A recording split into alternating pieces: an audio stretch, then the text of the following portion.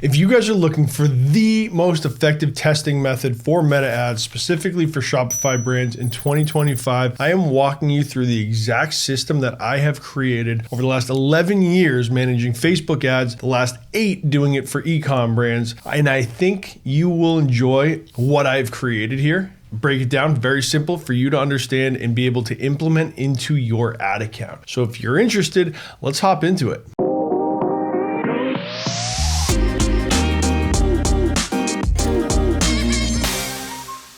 Hey guys, my name is Chris Marrano. I am the founder of Bluewater Marketing. We scale e-com brands. We do it with Meta, we do it with Google, and we do it with Klaviyo. I've worked with over 150 different brands over the last 8 years as the owner of this agency. And in that, I always have my hands getting dirty in the weeds with meta ads, trying to figure out how to increase efficiency, how to make more money, how to increase ROAS to scale these brands. I've sold my own e-commerce store before, and in this video, I'm going to walk you through the testing method that works. So without further ado, let's hop into it. All right, guys, so bear with me.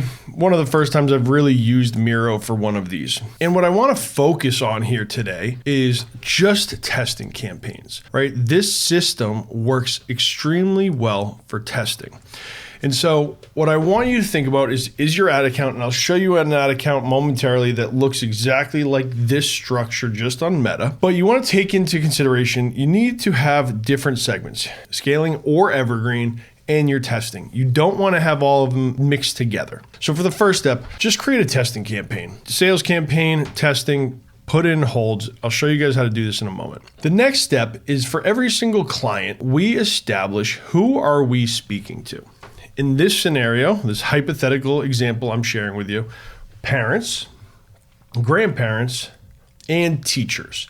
Each of these are a different segment that we are trying to speak to from a messaging perspective. Now from there, each of these get their own unique angles, something that will trigger an emotional response to the ad that we are showing them. So, price point, parent approved, love for this specific activity that we are trying to sell on Facebook ads. Grandparents, specific activity grandkids will love, right? So speaking to the audience, price, love for this activity, and then teachers. Each of these have their own unique messaging. So we are literally crafting ads for every single one of these audiences. And then furthermore, we're diving deeper into each unique angle or USP that this product solves. So from here, we want to get into the actual Facebook ads side of things.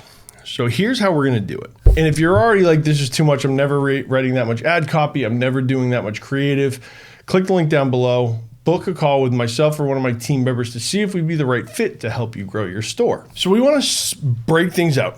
BWM, product name, ABO. We want to do ad set budget optimization because I personally do not like giving Meta complete control over CBOs. On the scale side of things, I run CBOs. I run them completely broad. They work. But from a testing perspective, I want to have some control over where the budget is going. From there, we have what we're testing. So in this scenario, it's creative. From here, you're going to have your campaign right here, and you're going to have multiple different ad sets running simultaneously. And I say simultaneously because we're going to get into why. So up here, each one of our ads and our concepts have a specific concept number. From there, we're running broad, 30 to 64, male, female, and then the date we're launching the creative. Now, our sprints occur on Mondays. Every Monday, we are launching new creative sprints, which is going to be day 1 through 7 to determine whether or not this creative is working. I'm going to get into our rules momentarily, but so every Monday we're launching all these new concepts, which is why the date is very important to understand when we launch, so we have correlation in the data to track each and every one of these creative assets. From here, we go into the actual ad. So we're running a creative test. Here is the concept ad name. Here's the targeting. Here's the concept ad name. This one would be 11. This one would be 12. And this one is 13, and this one is 14. Personally, like to run 4 ads per ad set when we're launching a creative or copy test. From here, we go down, same exact token. So this one is going to be a copy test. So in theory, this ad set we're launching with these concepts, these 2 become winners. Just to show you guys, those 2 are the winners, or we'll label them green just for effectiveness. We're going to now take those 2 winners and we're going to run a completely new ad set, taking the post ID. So we have the history of the conversions, the click-through rates, the comments, the engagements. We're going to put them into a copy test. This copy test will then establish, okay, we have found the winning creative, and now we're going to run and we're going to find the winning copy in relation to what works.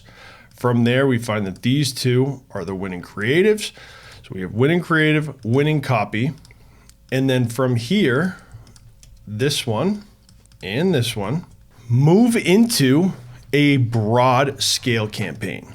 That is how we are finding winners. So we're not only trying to find a winning creative asset, we're also trying to find the winning copy. And then that cycle just continues over and over again until we find multiple winners, and we're still testing all the time. So then we're going back. Maybe there were certain KPIs that were above account efficiencies but didn't get the purchase. We'll turn those back on. And we're always doing this process of 4 new ads against a new concept or angle, finding the winning creative, taking that, running a separate copy test, and then feeding this campaign every single week. If this is super complex, you have no idea what these metrics means, and you want my team to manage your ads, click the link down below in the comments, schedule a call with my team, see if we can help you scale your store. Let's get back into it. Now, the key to this in the testing, you might have seen this before, but I promise you have not necessarily seen how we're applying this to maximize efficiency, and this is where things get really good, is we have a very defined set of rules that we are applying to every single account that we have. And we're taking the historic data to establish what's working from a testing perspective in order to continue to feed the best possible ads into our campaigns. This is where things get a little more complex. This is where media buying, separate from the creative strategy, really comes into play. So make sure you follow along with this. If you want more info, click this video right up here where I give you how to find this data. So when we launch a new creative sprint on a Monday, within 24 hours, in this scenario for this specific client, we have to kill the ad if the CTR is less than 1.5% or the cost per click is greater than $1.20. Because historically within this ad account, those are the numbers that show the leading indicators that this ad will win or lose. Scale if the CTR is greater than 2.3% with a thumbs up ratio over 31%. And then just let it run if these numbers are there. 48 hours. Kill if the landing page views are less than 300 or the frequency is over 3.5. Scale if add to carts exceed 1.4 with a stable cost per click, and let it cook. So every 7 days, launch new creatives and then begin following this order of operations to establish whether or not these creatives will turn into winners. So we're not necessarily waiting for things to hit target cost per acquisition. If the CTR is below this, we know that historically within this ad account, that's not going to work. It will never become a winner. Down here, day 3, 4, if CPC is increasing, if CPM is stable or improving, and there are purchases. Kill if the frequency is greater than 4 without proportional conversion increase. Scale if the conversion rate is above account average. Now, these numbers are so important to follow because what I find when I audit all of these ad accounts is that generally it's just kind of sloppy. It's a very messy ad account, and you as a brand owner don't necessarily have the time to go in and follow these rules and make sure things are structured properly. You're kind of just throwing a bunch of ads into your ad account, and it is not the way to do it in 2025. And If you guys are like, this is way too much, you look like you know what you're doing, you've watched enough of my videos to know we deliver results, click the link down below, book a call with myself or one of my team members, and we'll audit your account. We'll figure out where the inefficiencies are to help you scale your store. Now, obviously, this is a lot of information, but this is the most efficient and effective way of testing new ads in Meta in 2025. I really hope you guys found this video useful. If you did, thumbs up, click subscribe, and we'll see you in the next video.